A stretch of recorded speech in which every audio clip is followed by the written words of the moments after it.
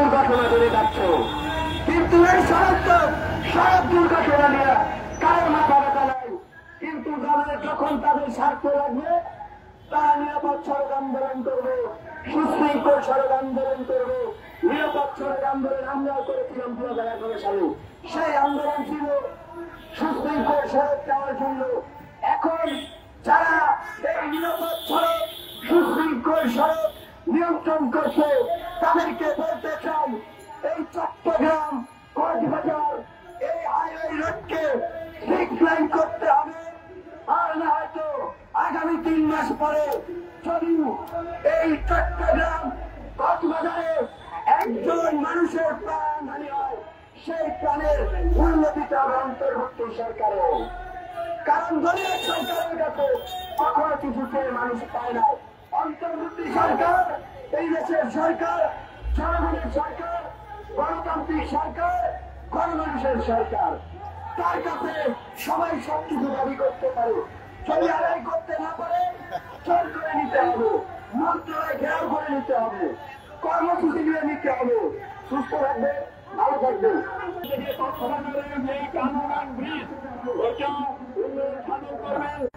কিছু করে নাই, শুধু টাকা নিয়ে আওয়ামী লীগের আমলে। এখন আমাদের চট্টগ্রামের কিছু সন্তান তৎকালীন সাহিত্য অনুরোধ করব, বিশেষভাবে বিরোধ করব, আপনি যদি আমাদের চট্টগ্রাম থেকে কক্সবাজার 6 লাইন চলে সারা জীবন আপনার এলাকার লোক চট্টগ্রামের নিষ্পত্তি করবেন। এবং আমি মনে করি আপনার মাধ্যমে যদি দ্রুত গতিতে কাজটা শুরু হয়, যেমন ফজল করিম সাহেব উনি সঙ্গীতের লোকজন অনেক কষ্ট করছে সারা জীবন। ফজল করিম সাহেব কিন্তু উনি দায়িত্ব নিয়ে ওনার এলাকায় দ্রুত গতিতে কাজটা 4-5 এর ভিতরে শেষ করে দিয়েছে। তাহলে আপনি তো ক্ষমতাবান, আপনি সেখানে চট্টগ্রাম কক্সবাজার 6 লাইন আপনার জন্য কোনো জ্যাম করে না। আপনার অনেক উন্নয়ন, অনেক অতি দেখতেছি আমি। এবং আমাদের চট্টগ্রামে যদি 6 লাইন করেন তাহলে আমাদের চট্টগ্রামের লোকজন আপনাকে সারা জীবন মনে রাখবে। এই বলে আমি আমার বক্তব্য শেষ করে ঘটাবো। থ্যাংক ইউ কমরুদ্দিন ভাই আপনার সুন্দর বক্তব্যের জন্য। এখন আপনাদের সামনে বক্তব্য রাখবেন চট্টগ্রাম কক্সবাজার বাস্তবায়ন সংগ্রাম কমিটির জয়েন্ট সেক্রেটারি আব্দুল আওয়াল জাহেদ ভাই, ফটিকছড়ির কৃতি সন্ধান। জাহেদ ভাই, আসসালামু আলাইকুম। আসলে আমরা আজকে যে দাবিটা নিয়ে আসছি এখানে, এটা আসলে চট্টগ্রাম যত অধিবাসী আছে আমরা আমাদের দাবি নয়, এটা সমগ্র বাংলাদেশের মানুষের দাবি। যেহেতু আমরা চট্টগ্রামকে ক্রস করে কক্সবাজার যেতে হয় সবাইকে, এবং বিশ্বের সবচেয়ে বড় সমুদ্র চট্টগ্রাম কক্সবাজার সৈকতে সবাই আমাদের অবস্থান নিতে হয়। আমরা ঘুরতে যেতে হয়, কাজের জন্য যেতে হয়, এবং বিশেষ করে এখন রোহিঙ্গা যে শরণার্থী শিবিরগুলা টেকনাফে অবস্থান করছে, সেখানে বিশ্বের বিভিন্ন প্রান্ত থেকে মানুষজন আসতেছে। সেই সুবাদে এই দাবিটি শুধু চট্টগ্রামবাসীর দাবি তা নয়, এটা সারা সমগ্র বাংলাদেশের মানুষের দাবি। এবং সেই সাথে আমি আমাদের আজকে মাননীয় প্রধান উপদেষ্টা চট্টগ্রামের যিনি, ওনার কাছে আমাদের আকুল আবেদন থাকবে এই 2 লাইনের সড়কটি দ্রুত বাস্তবায়ন করে এই সড়কটি আমাদেরকে উপহার দেবেন। এটা ওনার কাছে আমাদের জড়িত আবেদন থাকবে। এবং এখানে উপস্থিত যারা আছেন সবাইকে আমি সাদা অবনতি জানিয়ে আমার সংক্ষিপ্ত বক্তব্য এখানে শেষ করছি। আসসালামু আলাইকুম। বক্তব্য রাখবেন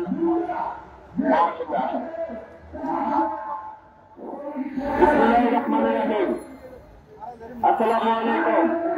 আসলে আজকে এখানে আমরা যে দাবি নিয়ে সবাই একত্রিত হয়েছি, সবাই চিরমূলের মানুষ, কিন্তু আমি সিংড়া জেলার মানুষ। তারপরে এটা আমাদের দ্রুত চট্টগ্রাম মানুষের এই দাবি মেনে নিয়ে চট্টগ্রাম টু কক্সবাজার এই হাইওয়ে লাইনটি 6 লাইন উত্তীর্ণ করবেন। এই বলে আমি আমার বক্তব্য শেষ করলাম। আল্লাহ হাফেজ। আসসালামু আলাইকুম। থ্যাংক ইউ মহসিন ভাই, অন্য ডিস্ট্রিক্টের হয়েও আমাদের সাথে একমত পোষণ করতেন। আসলে এই দাবিটা অন্যান্য ডিস্ট্রিক্ট সহ সারা বাংলাদেশের দাবি, সারা বাংলাদেশের দাবি। কারণ চট্টগ্রাম কক্সবাজার যেতে এটা আলার ট্যুরিজম রোড চট্টগ্রাম থেকে কক্সবাজার যেতে রোডটা অনেক আগে 100 বছরের 150 বছরের পুরাতন এই সড়কটা অনেক আগে 6 লাইনে উন্নীত হওয়ার কথা ছিল, কিন্তু এই রোডটা অনেক দিন দীর্ঘদিন ধরে শতাব্দী অবহেলিত হয়ে গেছে। আমরা আর অবহেলার শিকার হতে চাই না। সবার দাবি একটাই, চট্টগ্রাম থেকে কক্সবাজার এই মহাসড়কটি অবিলম্বে 6 লাইনে উন্নতি করতে হবে। উন্নতি করার জন্য যা যা করার দরকার সবকিছু এই সরকারকেই করতে হবে। বিশেষ করে সবার দাবি, সব জনতার দাবি, সব জনসাধারণের দাবি, সব অতিথির দাবি, আমাদের প্রধান উপদেষ্টা যিনি এই মুহূর্তে এই কাছে এক্সিকিউট করতে পারবেন প্রফেসর ডক্টর ইউনূস স্যারের কাছে আমাদের দাবি, সবার দাবি এই রোডটাকে 6 লাইনে উন্নীত করার জন্য অনতি বিলম্বে প্ল্যান পাস করে 1 লাখ থেকে কাজ শুরু করা হোক। আমরা চাই ঈদ কোরবানির ঈদ আগেই সামনে কোরবানির ঈদ আসবে। এই কোরবানির ঈদ ঈদুল আজহার আসার আগে প্রয়োজনীয় তাদের বরাদ্দ দিয়ে 1 লাখে পাস করে জাতির সামনে এই পরিকল্পনাটা পরিষ্কার করা হোক।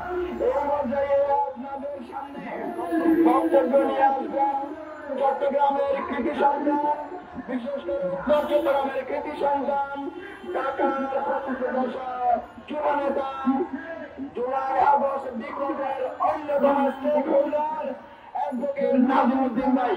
অ্যাডভোকেট নাজিমুদ্দিন ভাই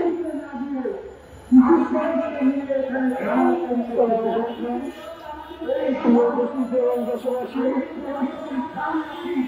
আমরা এবং প্রয়োজনীয় একটা দাবি নিয়ে